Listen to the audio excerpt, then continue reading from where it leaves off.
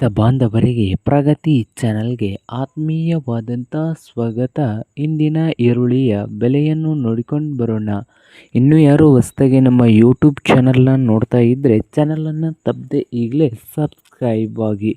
ನಾವು ಪ್ರತಿದಿನ ಬೆಲೆಗಳ ಅಪ್ಡೇಟ್ ನೀಡ್ತಾ ಇರ್ತವೆ. ಚಾನಲನ್ನು ತಪ್ಪದೆ ಈಗಲೇ ಸಬ್ಸ್ಕ್ರೈಬ್ ಆಗಿ. ಇಂದಿನ ಈರುಳ್ಳಿಯ ಬೆಲೆಯನ್ನು ನೋಡಿಕೊಂಡು ಬರೋಣ ಬನ್ನಿ ರೈತರೇ. ಇಂದು ವಿಜಯಪುರದಲ್ಲಿ ಒಂದು ಕ್ವಿಂಟಲ್ಗೆ ನೋಡುವುದಾದರೆ 800 ರೂಪಾಯಿದಿಂದ 1600 ರೂಪಾಯಿ, 800ದಿಂದ 1600 ರೂಪಾಯಿವರೆಗೆ ಒಂದು ಕ್ವಿಂಟಲ್ ಈರುಳ್ಳಿಯ ಬೆಲೆ ವಿಜಯಪುರದಲ್ಲಿ ಹೊಂದಿದೆ. ಪುಣೆಯಲ್ಲಿ ಈರುಳ್ಳಿಯ ಬೆಲೆ ನೋಡುವುದಾದರೆ ಪುಣೆ ಮಾರ್ಕೆಟ್ಗಳಲ್ಲಿ ಒಂದು ಕ್ವಿಂಟಲ್ಗೆ 1000 ರೂಪಾಯಿದಿಂದ 2600, 1000ದಿಂದ 2600 ಪುಣೆಯಲ್ಲಿ ಒಂದು ಕ್ವಿಂಟಲ್ ಈರುಳ್ಳಿಯ ಬೆಲೆಯನ್ನು ಹೊಂದಿದೆ. ಹಾಗೆ ಚಿಕ್ಕಬಳ್ಳಾಪುರದಲ್ಲಿ 1500 ರೂಪಾಯಿದಿಂದ 2600 ಒಂದು ಕ್ವಿಂಟಲ್ಗೆ.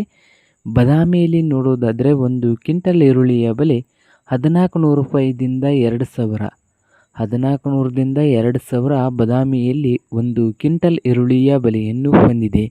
ಬಾಗಲಕೋಟೆಯಲ್ಲಿ ನೋಡುವುದಾದರೆ 1200 ರೂಪಾಯಿದಿಂದ 2200, 1200ದಿಂದ 2200 ಬಾಗಲಕೋಟೆಯಲ್ಲಿ. ಹುಬ್ಬಳ್ಳಿಯಲ್ಲಿ ಒಂದು ಕ್ವಿಂಟಲ್ ಈರುಳ್ಳಿಯ ಬೆಲೆ 1400ದಿಂದ 2200.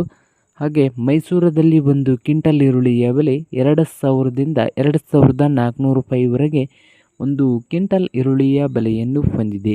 ರಾಯಚೂರದಲ್ಲಿ 1400ದಿಂದ 2400 ರೂಪಾಯಿವರೆಗೆ ಬೆಲೆಯನ್ನು ಹೊಂದಿದೆ. ನೋಡಿ ರೈತರೇ.